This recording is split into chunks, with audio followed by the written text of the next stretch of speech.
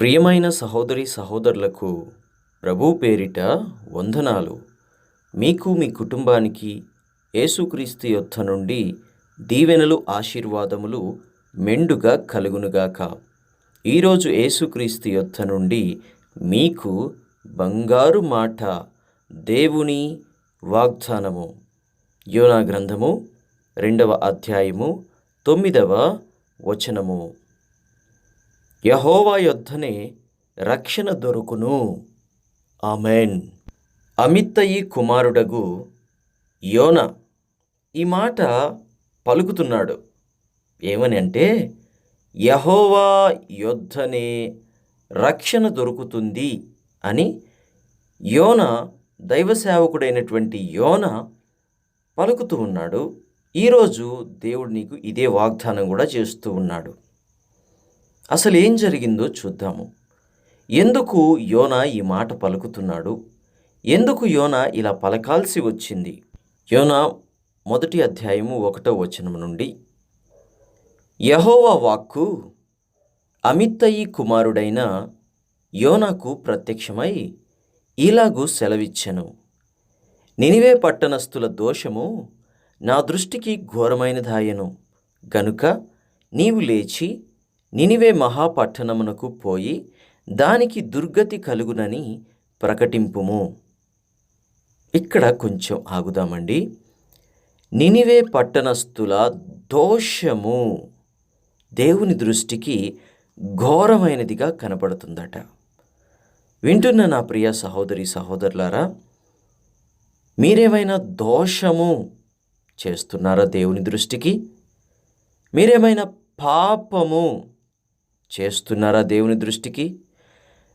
మీ తలంపులు, మీ హృదయ ఆలోచనలు, మీ ప్రవర్తన, మీ మాట తీరు, మీ నడవడిక దేవుని దృష్టికి దోషముగాను ఘోరముగాను కనబడుతున్నదేమో ఒక్కసారి మిమ్మల్ని మీరు పరీక్షించుకోండి. ఎందుకంటే దోషము కానీ నీ జీవితంలో కనబడినట్లయితే, పాపము కానీ నీ జీవితంలో కనబడినట్లయితే, దేవునికి నీ జీవితం బహుఘోరంగా అనిపించినట్లయితే నాశనం వస్తుంది అనే సత్యాన్ని మీరు మరిచిపోవద్దు. ఇక్కడ నినివే పట్టణస్థుల దోషము యెహోవా దృష్టికి ఘోరంగా కనపడుతుందట. అది నినివే పట్టణపు విషయంలోనైనా సరే, ఈ వాగ్దానం వింటున్న నీ విషయంలోనైనా సరే, నీ దోషము యెహోవా దృష్టికి ఘోరంగా కనబడినట్లయితే దుర్గతి వస్తుంది అని ప్రకటించమని యోనాకు దేవుడు చెప్తున్నాడు. అయితే యెహోవా సన్నిధిలో నుండి తార్షీసు పట్టణమునకు పారిపోవలనని యోనా యొప్పేకు పోయి తార్షీసునకు పోవు ఒక ఓడను చూచి ప్రయాణమునకు కేవు ఇచ్చి యెహోవా సన్నిధిలో నిలువక ఓడవారితో కూడా తార్షీసునకు పోవుటకు ఓడ ఎక్కెను. అయితే యెహోవా సముద్రము మీద పెద్ద గాలి పుట్టింపగా సముద్రమందు గొప్ప తుఫాను రేగి ఓడ బద్దలైపోవు గతి వచ్చెను. కాబట్టి నావికులు భయపడి ప్రతి వాడును తన దేవతను ప్రార్థించి ఓడ చులకన చేయుటకై అందులోని సరుకులను సముద్రములో పారవేసిరి. అప్పటికి యోనా ఓడ దిగువ భాగమునకు పోయి పండుకొని గాఢ నిద్రపోవుచూ ఉండెను. అప్పుడు ఓడ నావికుడు అతని యొద్దకు వచ్చి, ఓయి నిద్రపోతా, నీకేమి వచ్చినది? లేచి నీ దేవునికి ప్రార్థించుము, మనము చావకుండా ఆ దేవుడు మన యందు కనికరముంచునేమో అనెను. అంతలో ఓడవారు, ఎవరిని బట్టి ఇంత కీడు మనకు సంభవించినది తెలియుటకై మనము చీట్లు వేయుదము రండి అని ఒకనితో ఒకరు చెప్పుకొని చీట్లు వేయగా చీటి యోనా మీదికి వచ్చెను. సహోదరి సహోదరులారా, యోనాకు దేవుడు చెప్పాడు, నువ్వు నినివే పట్టణస్థుల దగ్గరకు వెళ్ళుము అని. మరెందుకో గాని యోనా నినివే పట్టణమునకు వెళ్ళడానికి ఇష్టపడక తార్సీసు పట్టణానికి వెళ్ళడానికి ప్రయాణమయ్యాడు. ఓడ కూడా ఎక్కేశాడు. టిక్కెట్ కూడా తీసేసుకున్నాడు. ఈ ఓడలో ఎవ్వరికి కనిపించకుండా, ఏ డిస్టర్బెన్సు లేకుండా వెళ్ళి ఓడ క్రింద భాగంలో నిద్రపోతూ ఉన్నాడు. నిద్ర మీద ఆశ పుట్టింది ఆయనకి, నిద్ర మీద కోరిక పుట్టింది ఆయనకి. ఒక పక్కన దేశము, ఒక పక్కన ఆ పట్టణము నాశనం అవబోతోంది. మీరు మారు మనసు పొందుకోమని దేవుడు చెప్పమని చెప్తూ ఉంటే ఇతనికి ఆ దిగులు లేదు, ఇతనికి అది పట్టడం లేదు. వెళ్ళి ఓడ ఎక్కి, ఆ ఓడ కూడా నినివే పట్టణానికి పోయేది కాదు, తార్సీసుకు పోయే ఓడ ఎక్కి దానిలోనికి వెళ్ళి కింద పడుకొని నిద్రపోతున్నాడట. సహోదరి సహోదరులారా, మీ జీవితాలలో కూడా ఇప్పుడు మీరు ప్రార్థించాల్సినటువంటి సమయం, దేవునితో గడపవలసినటువంటి సమయం. దేవునికి ప్రార్థించి, మోకరించి ప్రార్థించి, ఆయన నీ మనవి వినేటట్లుగా నువ్వు ప్రార్థన చేయవలసినటువంటి సమయంలో నువ్వేం చేస్తున్నావు? దేవుడి పట్ల ఆసక్తి లేకుండా, లోకం పట్ల మక్కువ పెంచుకొని దేవునికి ప్రార్థన చేయకుండా నువ్వు జీవిస్తూ ఉన్నావు. అవునా కాదా? అవును. నువ్వు ప్రార్థన చేయడం లేదు, వాక్యం చదవడం లేదు. నీకు కూడా యోనాకు నిద్ర పిచ్చి పట్టినట్టుగా నీకు లోకపు పిచ్చి పట్టింది. ఇదే సమయం. నువ్వు ఎటువంటి పరిస్థితుల్లో ఉన్నావు? నీ కుటుంబం ఎటువంటి పరిస్థితుల్లో ఉంది? నీకేమీ పట్టనట్టుగా నిబ్బరంగా దిమ్మెరంగా ఉన్నావు.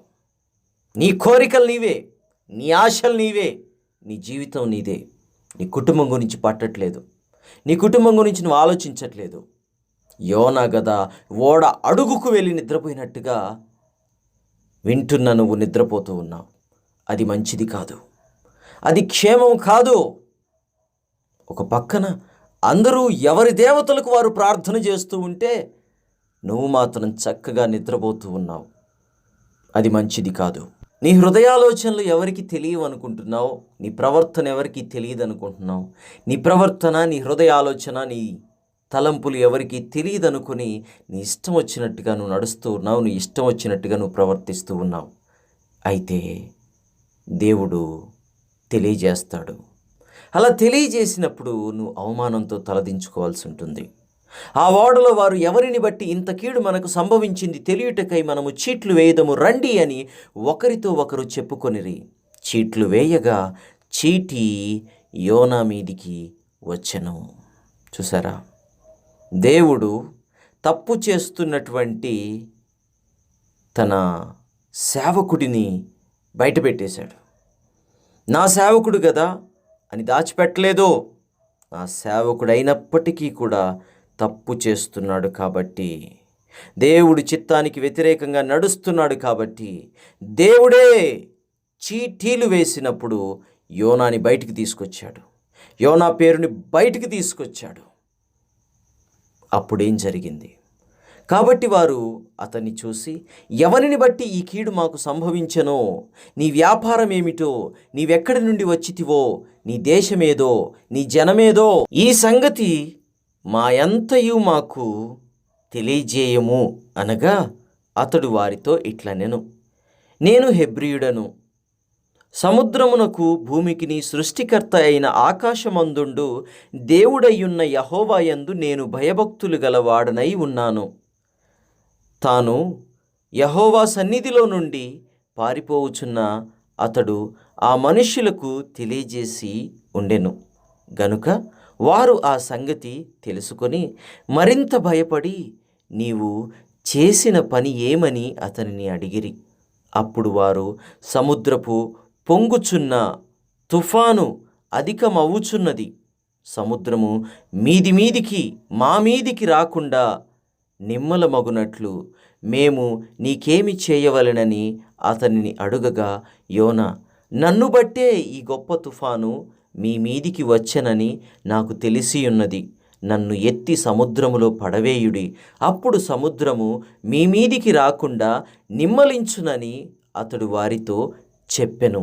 వారు ఓడను దరికి తెచ్చుటకు చెడ్లను బహుబలముగా వేసిరి గాని గాలి తమకు ఎదురై తుఫాను బలము చేత సముద్రము పొంగుచుండుట వలన వారి ప్రయత్నము వ్యర్థమాయెను. కాబట్టి వారు, యెహోవా నీ చిత్త ప్రకారముగా నీవే దీనిని చేసితివి. ఈ మనుష్యుణ్ణి బట్టి మమ్మను లయము చేయకుందువుగాక. నిర్దోషిని చంపితిరన్న నేరము మా మీద మోపకుందువుగాక అని యెహోవాకు మనవి చేసుకొని యోనాను ఎత్తి సముద్రములో పడవేసిరి. పడవేయగానే సముద్రము పొంగకుండా ఆగెను. చూసారా అండి? దేవుని చిత్తానికి నువ్వు వ్యతిరేకంగా ఆలోచన చేస్తే, దేవుని చిత్తానికి వ్యతిరేకంగా నువ్వు అడుగులు వేస్తే, దేవుని చిత్తానికి వ్యతిరేకంగా నువ్వు మాట్లాడితే, దేవుని చిత్తానికి వ్యతిరేకమైన ప్రవర్తన నువ్వు ప్రవర్తిస్తే, యోనా సముద్రములో ప్రయాణం చేస్తున్నప్పుడు అలలు రేగినట్లుగా నీ జీవిత ప్రయాణంలో అలలు రేగుతాయి. యోనా ప్రయాణంలో అందరూ నిందించవలసి వచ్చినట్లుగా అవమానాల పాలవ్వాల్సి వస్తుంది. నిందకు గురి అయి తలెత్తుకోలేనటువంటి పరిస్థితి వస్తుంది. అంతేకాకుండా సముద్రములో ఎత్తి పడవేయబడవలసినటువంటి పరిస్థితి వస్తుంది. అవసరమా అటువంటి పరిస్థితి? దేవుడు చెయ్యమన్నది చేస్తే బాగుంటుంది కదా. దేవుడు నడవమన్నట్లుగా పరిశుద్ధంగా నడిస్తే బాగుంటుంది కదా. ఎందుకు అపవిత్రమైన ఆలోచనలు, ఎందుకు అపవిత్రమైన కార్యాలు, ఎందుకు అపవిత్రమైన జీవితము? అది దేవుడి చిత్తము కాదు కదా, అది దేవునికి ఇష్టము లేదు కదా. కానీ నువ్వెందుకు ఆశపడుతున్నావు? నువ్వెందుకు చెడుని కోరుకుంటున్నావు? నువ్వెందుకు చెడ్డ ఆలోచనలు, చెడ్డ ప్రయత్నాలు చేస్తూ ఉన్నావు? దేవునికి కోపము రేపుతూ ఉన్నావు. నినివే పట్టణము నాశనం అవడానికి కారణం ఏమిటంటే దోషము. ఆ దోషాన్ని బట్టి దేవుడు దాన్ని చూసినప్పుడు అది ఘోరంగా కనిపించింది. ఘోరంగా కనిపిస్తుంది కాబట్టి దాని మీదికి దుర్గతి రాబోతోంది. నీ జీవితాన్ని దేవుడు చూసినప్పుడు దుర్గతి పట్టేటువంటి స్థితికి నువ్వు రాకుండా ఉంటే బాగుంటుందని నేను ఆశపడుతున్నాను. దేవుడు ఆశపడుతున్నాడు. ఇప్పుడు యోనా కూడా ఇంచుమించుగా నినివే పట్టణస్థులు చేసినట్టుగానే దేవుడి చిత్తానికి వ్యతిరేకం చేస్తున్నాడు. దేవుడి చిత్తానికి వ్యతిరేకంగానే నడుస్తున్నాడు. నువ్వు కూడా అలాగే నడుస్తున్నావు. అయితే యోనా పడవేయబడ్డాడు. నువ్వు ఇంకా పడవేయబడలేదు. పడవేయబడకముందే యోనా వ్యతిరేకంగా నడిచినట్టుగా నీవు నడవటం ఆపేసేయి. అపవిత్రమైన ఆలోచనలు ఆపేసేయి. అపవిత్రమైన క్రియలను ఆపేసేయి. అపవిత్రమైన చేష్టలను ఆపేసేయి. నువ్వు ఎత్తి సముద్రంలో పడవేయబడక ముందే ఇవి చేసేయి. నీకు మంచిది, నీ కుటుంబానికి మంచిది, నీ జీవితానికి, నీ కుటుంబానికి, నీ భవిష్యత్తుకి చాలా మంచిది. వింటున్న నా ప్రియ సహోదరి సహోదరులారా, చూద్దాం తర్వాత ఏం జరిగిందో. ఇది చూడగా ఆ మనుషులు యెహోవాకు మిక్కిలి భయపడి ఆయనకు బలి అర్పించి మొక్కుబళ్ళు చేసిరి. అన్యులు దేవుడికి భయపడుతున్నారండి. అన్యజనులు దేవుడు చేసిన ఆ గొప్ప కార్యానికి అతని సముద్రంలో పడవేయబడగానే సముద్రం నిమ్మలమయ్యింది. అది గ్రహించిన వారు దేవుడికి భయపడుతున్నారు. దేవుడు మీ జీవితంలో ఎన్నెన్ని కార్యాలు చేశాడో, ఎన్నెన్ని అద్భుతాలు చేశాడో అవన్నీ చూసావు. చూసినప్పటికీ కూడా దేవుడి చిత్తానికి వ్యతిరేకమైన ఆలోచనలు చేస్తున్నావు. మంచిది కాదు, మానేసేయి. యోనాను మింగవలెనని యెహోవా నియమించి ఉండగా యోనా 3 దినములు ఆ మత్స్యము కడుపులో ఉండెను. మత్స్యము అనగా చేప. చేప యోనాను మింగేసింది. 3 దినాలు బ్రతికాడంట. 3 దినాలు బ్రతికి అక్కడుండి ఏం చేస్తున్నాడో తెలుసా యోనా? ఆ మత్స్యము కడుపులో నుండి యోనా యెహోవాకు ఎలాగున ప్రార్థన చేసెను. ఎలాగున ప్రార్థన చేశాను? నేను ఉపద్రవములో నుండి యెహోవాకు మనవి చేయగా ఆయన నాకు ప్రత్యుత్తరం ఇచ్చెను. పాతాళ గర్భములో నుండి నేను కేకలు వేయగా నీవు నా ప్రార్థనను అంగీకరించి ఉన్నావు.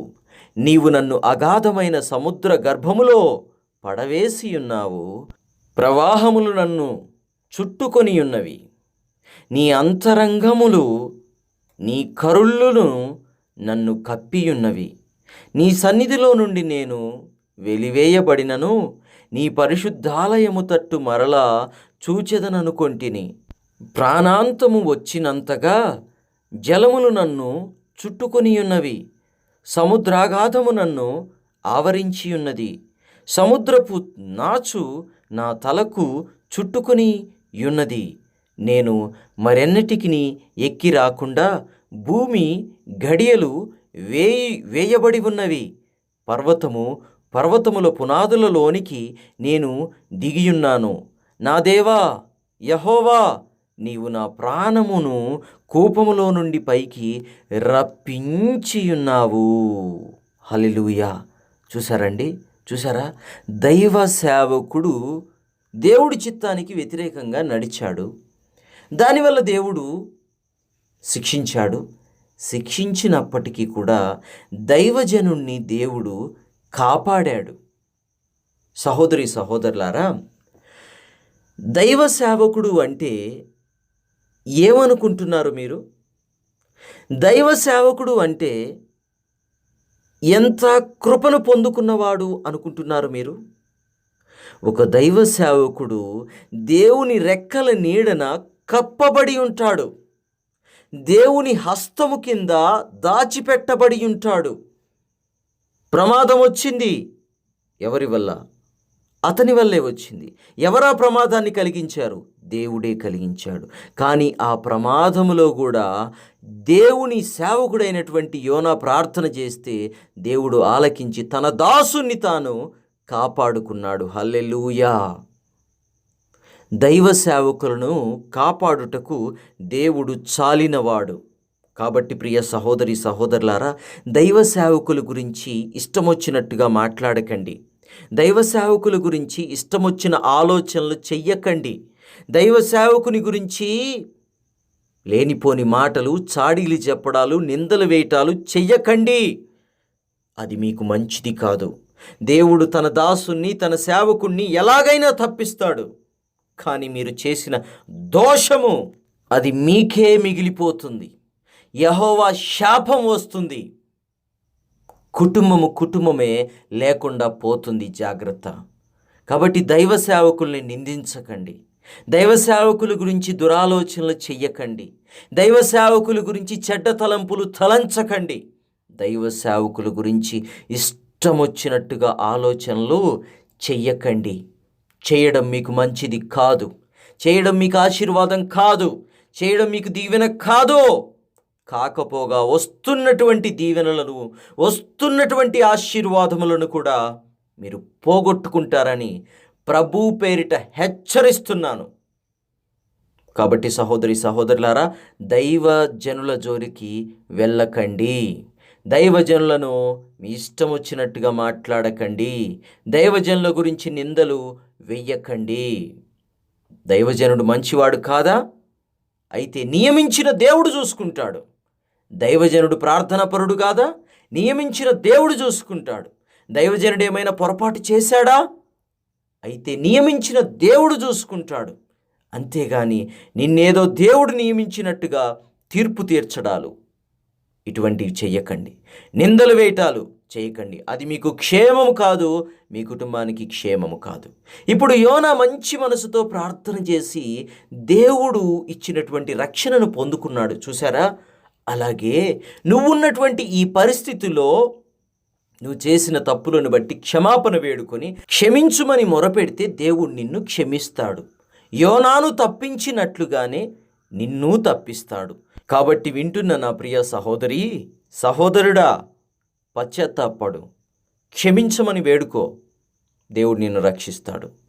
ఆ రక్షణ పొందుకున్న తరువాత అంటున్నాడు యోనా, కృతజ్ఞతాస్తుతులు చెల్లించి నేను నీకు బలులు అర్పింతును. నేను మొక్కుకొనిన మొక్కుబళ్లను చెల్లింపక మానను. యెహోవా యొద్దనే రక్షణ దొరుకును అని ప్రార్థన చేశాడు. హల్లెలూయా. సహోదరి సహోదరులారా, మీరు జీవితంలో దేవుడి వల్ల ఎన్నో మేళ్ళు పొందుకున్నారు, ఎన్నో దీవెనలు పొందుకున్నారు, ఎన్నోసార్లు ప్రమాదం నుండి తప్పించబడ్డారు, శోధన నుండి విడిపించబడ్డారు. అయితే దేవునికి యోనా పలుకుతున్నట్లుగా నువ్వు పలికావా? అయ్యా కృతజ్ఞతాస్తుతులు చెల్లిస్తాను, నీకు మొక్కుబళ్ళను చెల్లిస్తాను, నీకు చెల్లింపవలసినటువంటి మొక్కుబళ్ళను చెల్లింపక మానను, నేను మొక్కుకున్న మొక్కుబళ్ళు చెల్లిస్తాను, కృతజ్ఞత కలిగి ఉంటాను అని ఏ రోజైనా నువ్వు అనుకున్నావా? కృతజ్ఞత కలిగి దేవునికి కానుక ఇచ్చావా? దేవునికి కృతజ్ఞత కలిగి ఉండేవారంటే చాలా ఇష్టం. వారిని దేవుడు ఇంకా అద్భుతంగా ఆశీర్వదించి దీవిస్తాడు. ఆ తర్వాత ఏం జరిగింది అంటే, అంతలో యెహోవా మత్స్యమునకు ఆజ్ఞ ఇయ్యగా అది యోనాను నేల మీద కక్కివేసెను. హల్లెలూయా! 3 దినములు చేప కడుపులో ఉన్నాడండి యోనా, కానీ చావలేదు. 3 దినములు చేప కడుపులో చావకుండా ఉండడము అది సాధ్యమంటారా? అది అసాధ్యము. దేవుడు యోనాకు కాపుదలిచ్చాడు, యోనాకు భద్రత ఇచ్చాడు. దైవ సేవకుడు కాబట్టి తన సేవకుడిని దేవుడు కాపాడుకోవడానికి ఏమైనా చేస్తాడు. కాబట్టి దైవ సేవకుల జోలికి కానీ, వారి కుటుంబాల జోలికి కానీ, నిందలు వేయడానికి, నిందించడానికి, దూషించడానికి వెళ్ళకండి. ఒక్క దైవజనున్నే కాదు, వాగ్దానం వింటున్న నిన్ను కూడా దేవుడు అదేవిధంగా కాపాడతాడు, నువ్వు పశ్చాత్తాపపడినట్లయితే. ప్రార్థన. తండ్రి, నీకు వందనాలు, స్తుతులు, స్తోత్రాలు నాయనా.